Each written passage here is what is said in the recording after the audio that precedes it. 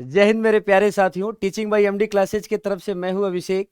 और जहां तक आप जान रहे हैं कि जैसा मैंने बताया था कि बिहार यानी बीपीएससी के द्वारा जो आयोजित होने वाला था टीचर रिक्रूटमेंट एग्जामिनेशन, उसमें एक संशोधन, आप जानते हैं बीपीएससी ने एक नया नोटिफिकेशन जारी किया है। और इस नोटिफिकेशन के तहत उसने कहा है कि भाई एग्जाम डेट जो 12 था, अब उसका डेट बढ़ा के 15 तक कर दिया गया, यानी 15 जुलाई तक आप फॉर्म भर सकते हैं। दूसरी बात यह है, आपको याद रखना है कि अब पूरा देश से जो शिक्षकों के लिए जो रास्ते खोले गए हैं, उसमें केवल और केवल एंट्री जो है 1 से 5 तक सीटेट वालों के थ्रू हो रही है। यानी अभी भी 9, 10, 11, 12 वाले सेफ हैं। दूसरी बात कि इसके अलावा आज पूरे बिहार में एक बहुत बड़ा आंदोलन चल रहा है। और ये आंदोलन जो बिहार में इसके पहले नियोजित शिक्षकों की भर्ती हुई थी, जो बीटेट, एस्टेट और इसी के तहत हुई थी, वो लोग रोस्टर प्रणाली के तहत अपने रिजर्वेशन की मांग कर रहे हैं कि भैया हमारी हमको पूर्ण शिक्षक बना दिया जाए, उसकी बहाली कर दी जाए। तो जैसा कि हमने पहले भी आपसे कहते आए हैं कि अगर आप आंदोलन में अपने हक की मांग नहीं करेंगे तो दूसरे अपने हक की मांग करके अपनी चीजें छीन लेंगे। तो दोस्त, अगर आप बिहार से हैं तो आपसे बस यही कहना है कि आपको याद रखना है कि आपकी जो तैयारी होनी चाहिए वो पूरी तरह से मुकम्मल होनी चाहिए। और आपका जो एग्जाम होने वाला है पूरी तरह से ऑफलाइन होने वाला है। ये आपके लिए बीपीएससी ने पूरी तरह से इस बार ओएमआर सीट जारी की है। और ओएमआर सीट बिल्कुल बेसिक तरीके का है। बस इसमें सोचने वाली दो बातें हैं।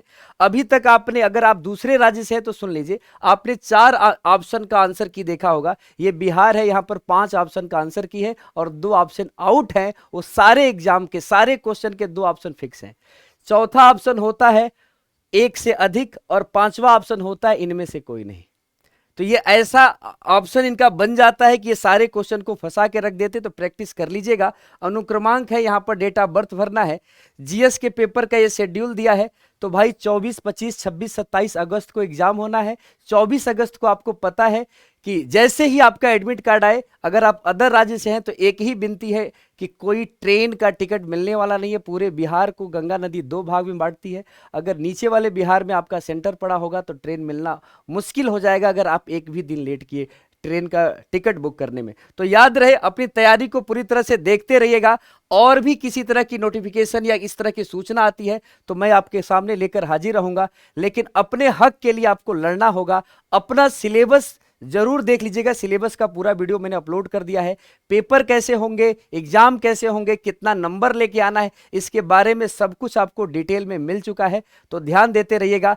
और मैं फिर से ये कहने वाला हूं कि अभी मानसून सत्र बिहार में चल रहा है और मानसून सत्र में पुराने वाले शिक्षकों ने अपने हक की मांग की है।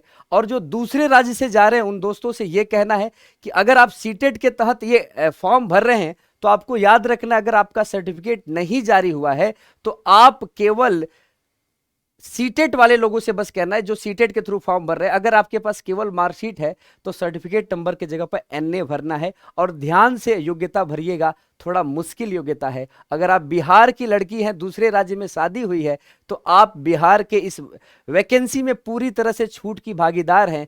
और अगर दूसरे राज्य के हैं, दूसरे राज्य की हैं और आपकी शादी बिहार में हुई है तो आपको रिजर्वेशन नहीं मिलेगा। जहां जन्म हुआ था वही आपकी, कहते हैं कि राज्य की नागरिकता है। तो इस बात को थोड़ा ध्यान से पढ़िएगा। वैसे बिहार में अगर 1 से 5 के थ्रू आप जा रहे हैं तो महिला होती है, उसके लिए तो दूसरी कोई जाति तो होगी नहीं, तो महिला कोटा तो आपको मिलना है। तो इसी तरह से पूरी तरह से तैयार रहिएगा। टीचिंग बाय एमडी क्लासेज आपके बेहतर भविष्य की कामना करता है। जय हिंद साथियों, ऐसे ही वीडियो के साथ हम मिलते रहेंगे।